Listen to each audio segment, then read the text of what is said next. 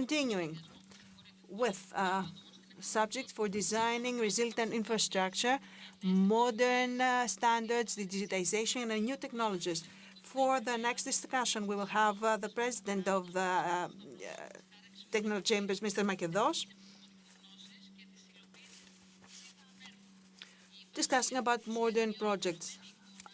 His presence will give us a complete idea about how new technologies and international standards can turn design into action and accelerate the adoption of resilient, secure, and sustainable infrastructure. Let's welcome him to share his attempts. The moderator is Mr. Stelios Morfidis. Mr. Stasinos, the president of the Technical Chamber. Mr. Stasinos, yes. Hello, ladies and gentlemen. I think that the discussion with Mr. Stasinos comes based on what is happening around us, because with all the water that fell in Attica in the last days, the infrastructure was put to the test. We started a discussion about resilience, whether or not we're doing things right. So I think this is just the right time to discuss and hear the suggestions of the technical chambers. First of all, let me welcome you. Thank you for the invitation. Thank you to the organizers. I see that we have a lot of conferences and not too much time left to work. So, of course, this is an important conference, but we don't need 100 of them, so we just move around from conference to conference. We need to be more selective in what we do. So, okay, after this introduction, have we learned our lesson with everything that's happened in recent years? We've seen the destruction in Attica and Thessaly. Recently, we had problems. Have we learned our lesson? And what is that lesson? Let me say something. We never learned our lesson in Greece. When there is a destruction, a disaster, we panic and say, let's do tomorrow what we haven't done in 50 years. And then 2 weeks later, we forget all about it. So we never learned our lesson.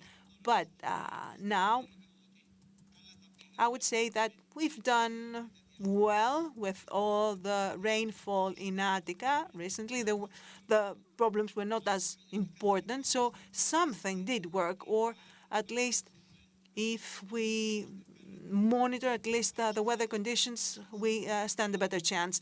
On that, of course, we have now the technology means that would allow us to predict such conditions. I have said it repeatedly, and I've mentioned it to the corresponding organizations, to the regional governor, to the civil protection minister, and to his predecessors. If I were in their shoes, the first project that I would complete, something that I have already proposed and hopefully will be executed soon, would be a prediction for floods. What we have what we are dealing with. We have earthquakes, floods, and fires. If you have an earthquake, a large earthquake, as a former MP and engineer said, he said, if we have an earthquake, it needs to be very, very big so that we are not at fault.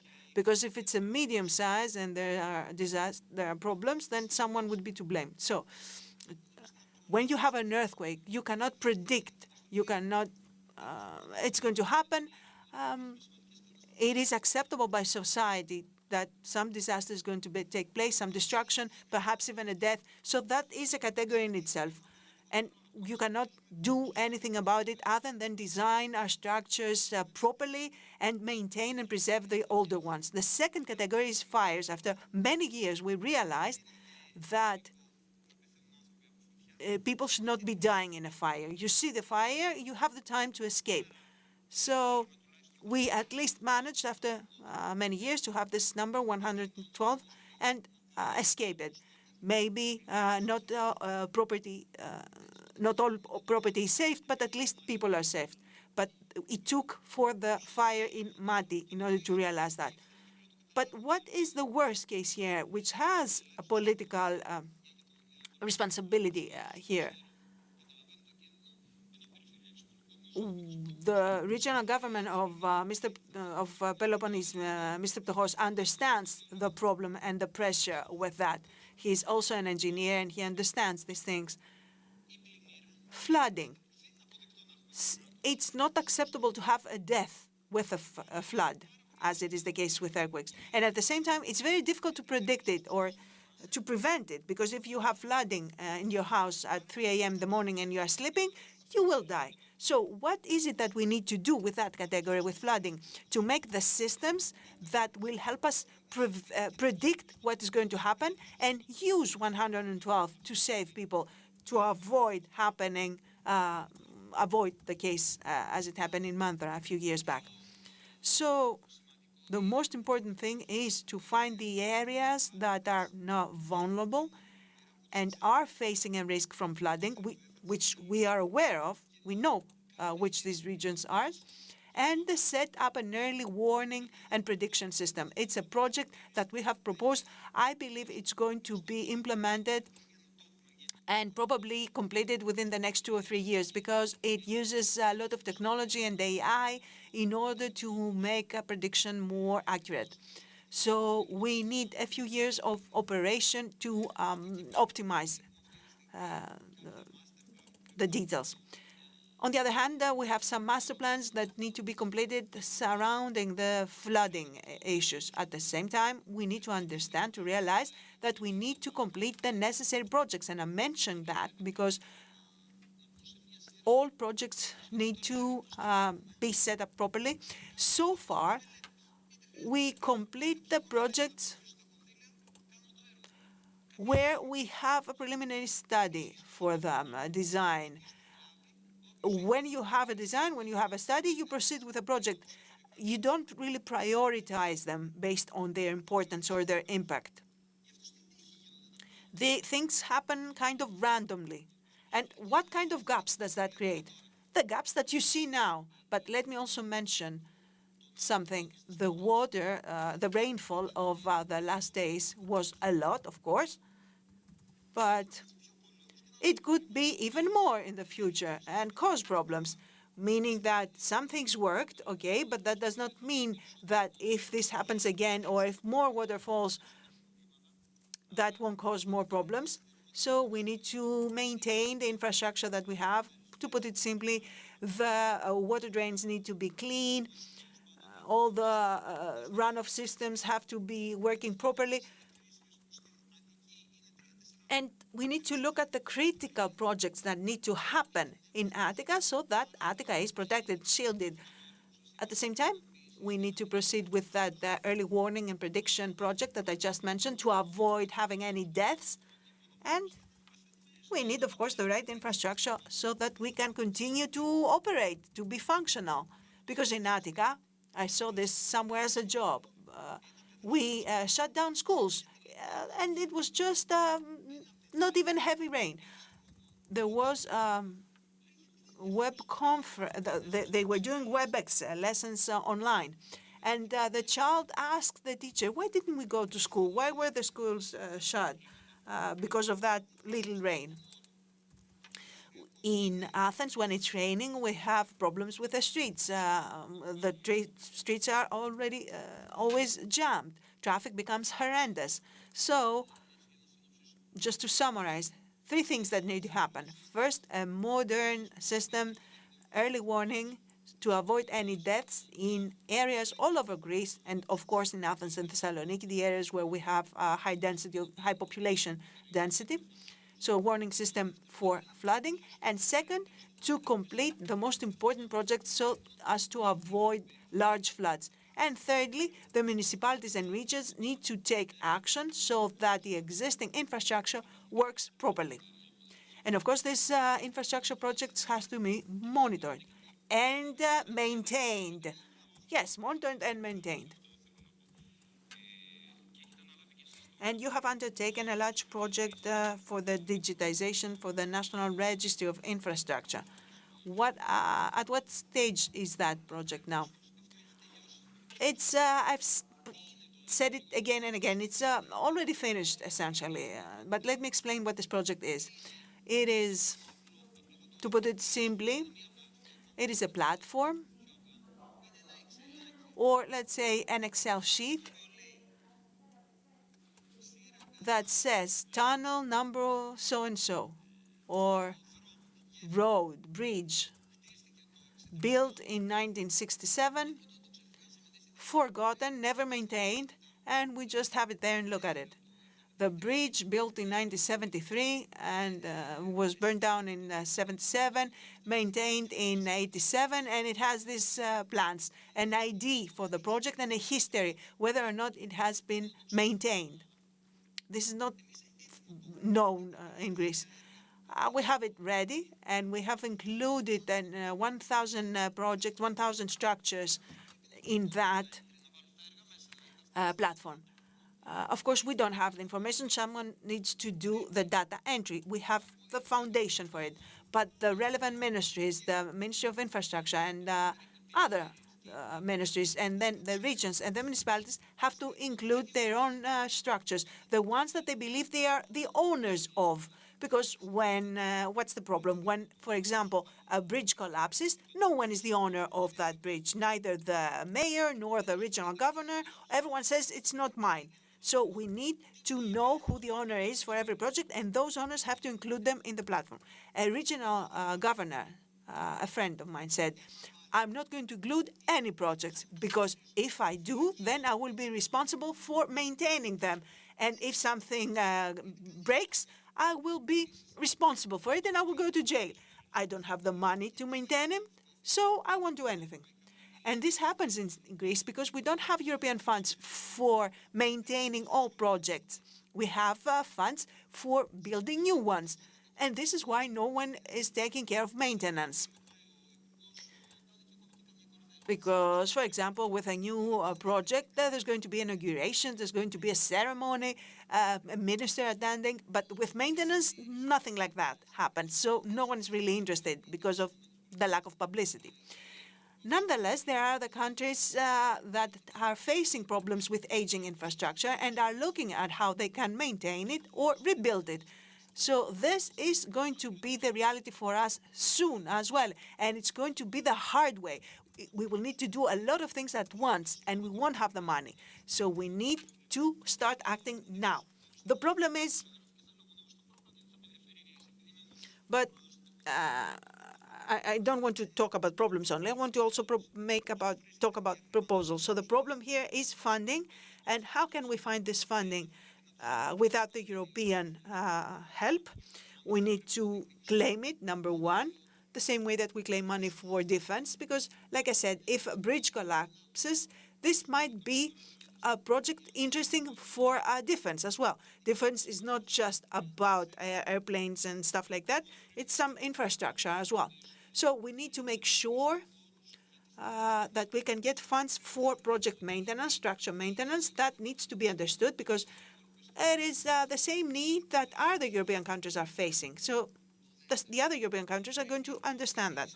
Secondly, when there's a significant need, it has to be recorded. So the registry of infrastructure is an important tool. If, for example, we have a bridge collapsing in Peloponnesus, you can go as a reporter in that platform and find out exactly what was happening. So the registry is very important. Then we need to get the funds, and if we don't have access to the funds from Europe, we need to make new tools. What are these new tools? There are projects that make money. For example, concessions. So on those concession projects or similar ones that make money, we need to find a way, and that is perhaps oversimplified, but at least we need to find a solution in that regard. We need to attach obligations to those projects that make money to have an obligation to maintain another project. For example, you have a road, you're operating a road, and you are paying, you are getting paid by tolls. You get the toll fees, and we would say you get 10 years of operation with that concession, and at the same time, you have to maintain those 10 bridges that cross that road, for example, something like that. If we wait for all the red tape to be completed, to have a design process, to have a tender or whatever, the bridge will collapse in the end. So we need to act fast. Now, in terms of the registry of infrastructure, do you see it working in the future? because you see there's resistance in including projects. But yes, I believe it will be operating soon. I had a recent discussion with in another conference with Minister Tachiaos about the traffic issues, because I also I am part of the political scene, so I'm able to talk about these issues, and I talk on television about this.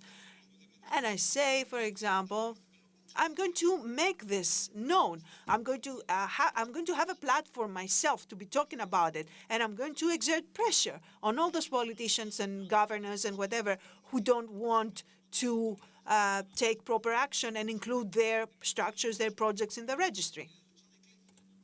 And politicians will be afraid of that cost.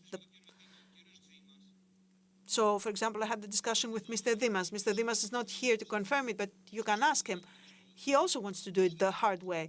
Whoever does not include their structures in the platform, in the registry, are going to be facing a penalty personally. Not only the region is going to suffer, but them personally, the person responsible who is not taking proper action, is going to be facing consequences. Sometimes we don't do this kind of things because we are afraid of consequences. For 50 years, we avoided doing seismic checks and inspections at schools because there was always a fear. We are doing it now as the technical chambers. We did it within a year and a half. And always the fear was, okay, what happens if the buildings are not suitable? What am I going to do with the students? Yes, but because you are afraid, you are risking of having buildings that are not adequate structurally, are you going to risk killing all those students in the event of an earthquake? So it's the same with this new project. If you're afraid that a certain structure is going to be problematic, and this is why you don't monitor it, then of course something is wrong with that thinking. So we need to be aware of everything. We need to have information and data to understand how we're going to move forward. And when you explain the problem to citizens, why you highlight it, and because it has to be resolved, then people understand and are with you. So let's stop hiding problems under the carpet and let's start dealing with them. The traffic problem. Is it a technical issue or just reflects the total failure in the design of our roads? It's not the failure, it's the fact that we've not really taken any action to resolve it. Of course, it's not as easy as just making one intervention. For example, I have proposed an immediate measure, 7 a.m., 10 a.m., stop truck traffic. Just as a start, so that at least children get to schools and people get to their jobs. Of course, there's going to be some resistance by those who know, who have always been driving between 7 and 10 a.m. But if you consider that 5 million people are facing problems, whereas if trucks are off the road, then 2,000 are going to be suffering. So you understand the cost and benefit here. Of course, this is not a long-term solution. It's just a measure that can improve things on a day-to-day basis somewhat. We know what needs to happen in Athens. We need the bypass in Kimis. We need the road from Elefsina to Thiva. We need to connect the Imitos ring road with Vouliagmenis. These are necessary. If the Ellinikon Park hadn't been built, the roads wouldn't be available anyway. So you need to plan for those projects. They cannot happen overnight. For example, the metro need to be better designed. When we say that metro is going to be completed in 2028, it should be completed by 2028. No, I believe we're at least 4 years late right now. That's what I see, because no one is interested in the timetable. And I always mention that time is the most important thing right now in our lives, more important than money. So as long as line 4 of the metro is not completed, because no one is interested in keeping up with the schedule, no one, and no one is facing any consequences. But of course, consequences are seen by our citizens now, because we don't have enough metro stations, we don't have parking areas, we have delays with the train. If you get more frequent trains, you know you're going to resolve a lot of problems. We know there are available solutions, some measures that can be taken, maybe not 20 all at once, but at least one or two. Right now, I had a discussion recently with a minister, with the Minister of Transport, Mr. Kiranakis. He said that they are thinking about implementing a measure, but these things need to be taken fast. Things need to move fast. Let's not keep talking about it for years and years on end. And we need the large infrastructure projects that you mentioned. Yes, these projects are going to help resolve many daily problems that had to do with bad design. And of course, design is one thing. There should have been some adaptations in the meantime. It shouldn't have taken us this long to realize that things were not working as they were. Let me talk about something different. You have the national urban planning plans that you are working with from the technical chambers. When do you expect to be completed with that project and with the building terms that you are dealing with? Okay, we have approximately 200 urban plans. Those plans, we know that the Ministry of Environment had been able to work with 10 every 20 years or something. We're trying to do something that would have otherwise taken the ministry hundreds of years to complete. Just to let you understand what is the intensity with which we are working. Right now in Greece, we don't really have any urban planning after the 70s, so the 80s. So right now we're working for the entire country, more than 85%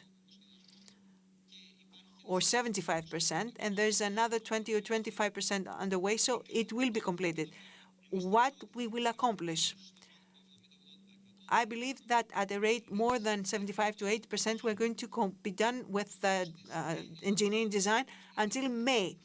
But then the Ministry of the Environment needs to process it, and it will need to go through the Council of State, and we will need to have 200 presidential decrees approved. These are procedures that take time, as you understand. So we are going to do the work because we're working very hard on it, because it is an opportunity for the country to change in this regard. But other than that, the Ministry of the Environment and the Council of State need to be prepared. And I believe that with the discussions we have, they have been preparing, but I'm not certain that it's going to be enough. Now, in terms of Mykonos and Santorini have been completed as at the design phase, the study phase. We're waiting for some approvals and corrections so that they can continue within 2026. Hopefully, they will go to the Council of State, and they will be the first special urban plans to proceed. Now, Mykonos, to give you an example. a reduction of 20 or 40 to 40% for the for buildings. Some areas are turned to protected areas. What is very important, something that's going to minimize the capacity for building, is that the minimum surface area that you need in order to build is going to increase from 4,000 square meters to 8. Also, 30 square thousand meters for building a hotel. In Santorini, things are becoming even more conservative. 8,000 square meters for houses and 40,000 square meters for hotels. In Santorini, with the situation today, I think the requirement is maybe, I think there will be maybe 10 or 12 lots eligible for building. So it is a very conservative plan for Santorini. Nonetheless, right now, building is frozen on both islands, at least for hotel accommodations, for tourist facilities. So we need to move forward with a presidential decrees to see how things are going to develop. Everything depends on what each mayor wants, and it's not necessarily a good thing, but that's how it is. So the mayor of Santorini does not want to build anything. So in the end, the engineer has to adapt to that. The mayor of Mykonos wants to build a little bit more. So then the state says that no, because it is affected by popular opinion. So as long as the people who need to do the work, which already needs to be completed, even if it's a little bit mistaken, everyone is exerting pressure. Right now, it's not a purely scientific project. Political pressure plays a big part in everything. The government is facing pressure if the press says bad things. And on the other hand, the mayors have their own individual opinions. So things are not exactly right. But on the other hand, not having any urban planning is worse. So let's continue as it is, and we will see. Of course, it's going to be more difficult to build than it is today. On the other hand, right now we're in a state where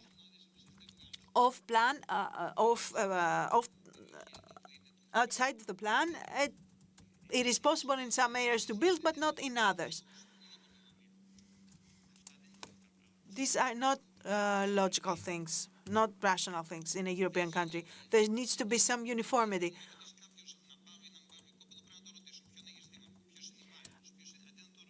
There is no uniform regulation or condition that applies everywhere. It all depends on the mayor, on the area, or on your neighbor who may object to you getting a permit. So these are not right. This is not right. But to be a little more optimistic as well, hopefully with the change that we're going to see within 2026, with the simplification of the building regulation, with having the building regulation issued as a presidential decree, meaning that it will go through the Council of State ahead of time and get its approval, with doing some other legal reforms and having one entity to issue licenses for everywhere.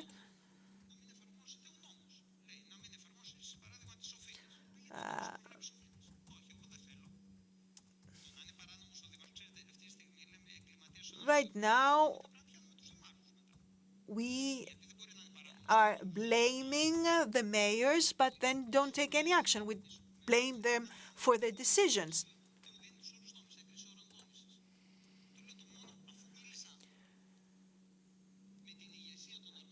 So no one can really take action against a mayor when they take a decision that is not right.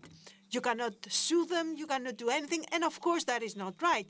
The central government cannot allow those people, whether they are the mayors or the presidents of the technical chamber, if they are acting illegally, they should be facing consequences, maybe go to prison.